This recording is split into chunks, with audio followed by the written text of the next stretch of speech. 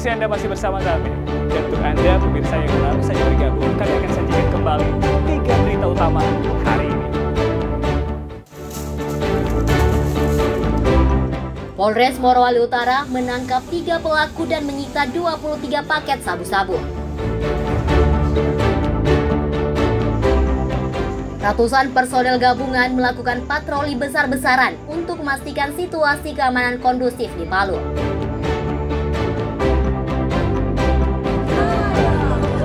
Dinas Perindustrian dan Perdagangan bersama Satgas Pangan melakukan sidak timbangan dan stok beras di pasar tradisional Palu.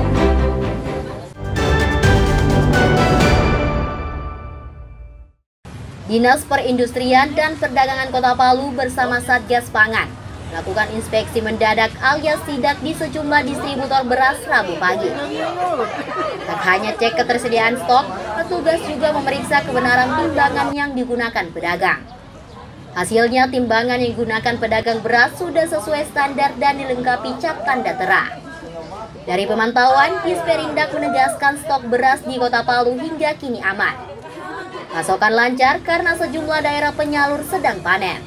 Untuk memastikan kebenaran ukuran ini supaya para konsumen bisa terlindungi dengan ini. Jadi dari beberapa tempat yang kami sidak hari ini, ukurannya pas.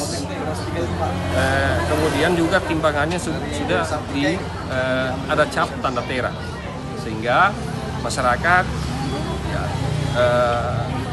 tidak merasa dirugikan berbelanja di di areal atau di tempat-tempat penjualan beras, khususnya di distributor yang ada di Jalan Tombolo Tutu ini. Ya, dari pantauan dari bulan kemarin sampai saat ini ketersediaan stok ini cukup, ya. Apalagi saat ini di beberapa daerah memang sudah panen.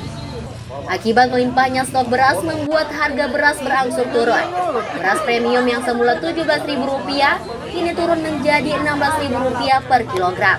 Sedangkan beras medium dari Rp15.000 menjadi Rp14.000. Disperindak bersama tim meteorologi terus melakukan pembinaan. Namun jika terbukti memanipulasi timbangan secara berulang, pedagang akan dikenai sanksi hingga penutupan usaha. Pengawasan rutin ini digelar untuk memastikan masyarakat aman dan terlindungi saat membeli kebutuhan pokok. Syahrul Cahya dan Syamsuddin Tobone melaporkan dari Palu.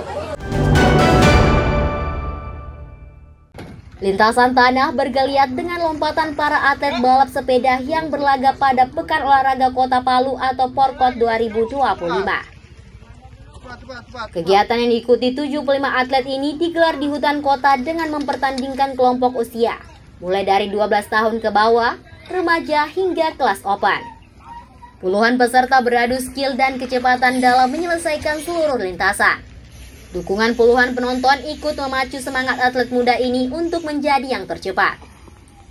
Mereka tidak sekadar mengincar podium juara, tapi ingin membuktikan jika layak mewakili Kota Palu pada Pekan Olahraga Provinsi atau Porprov yang berlangsung di Morowali tahun 2026. Ikatan Sport Sepeda Indonesia Kota Palu menekankan Porkot tak hanya ajang kompetisi, tetapi sarana pembinaan atlet muda potensial menuju level nasional. Kalau untuk bibit, persiapan kami untuk menuju ke Porprov, kita sudah persiapan yang sudah lama, kita melakukan pembinaan terhadap atlet dari BMX, mountain bike juga, ada RB juga. Jadi kalau untuk khusus Kota Palu sendiri, kita sudah punya beberapa atlet yang kita persiapkan untuk menuju Porprov, bahkan di PON. Karena kita regulasi Porprov ini berdasarkan regulasi Pekan Olahraga Nasional. Kalau untuk persiapan atlet ke menuju ke Porprov, kita melihat dari regulasi Porprov itu sendiri.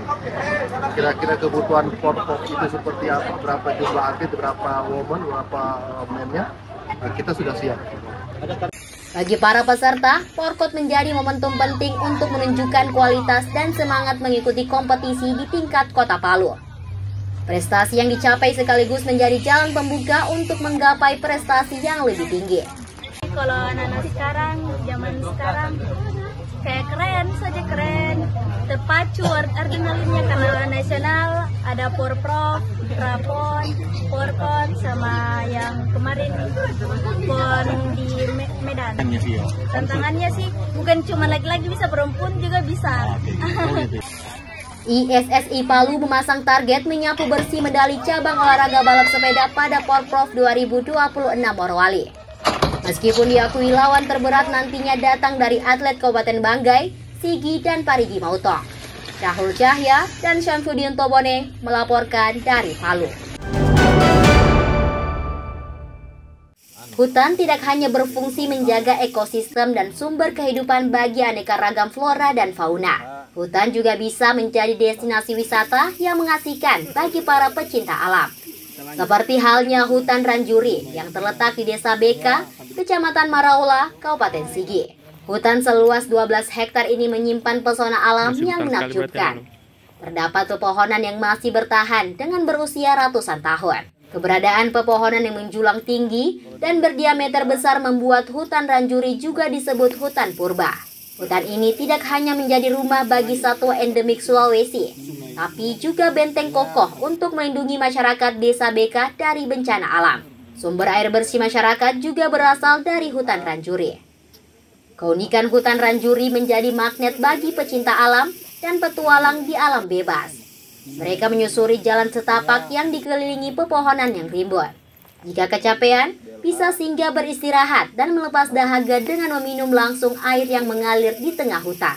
Pecinta alam bersama dengan Yayasan Dampiri dan didampingi oleh teman-teman LPA Adat dengan LPA Ranjuri.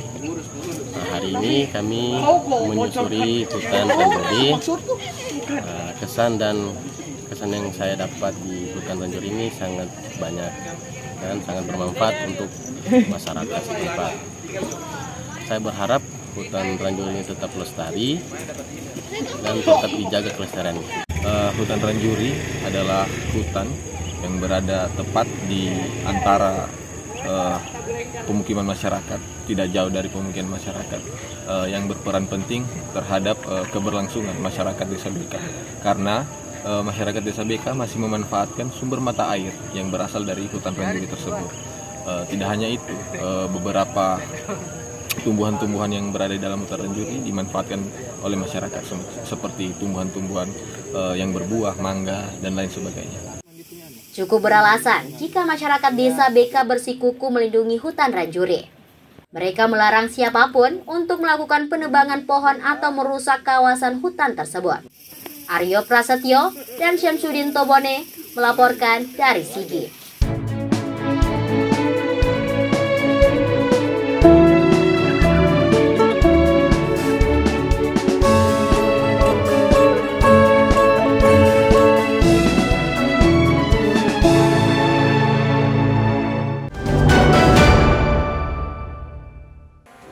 Informasi tadi mengakhiri kebersamaan kita di Berita Sultan hari ini.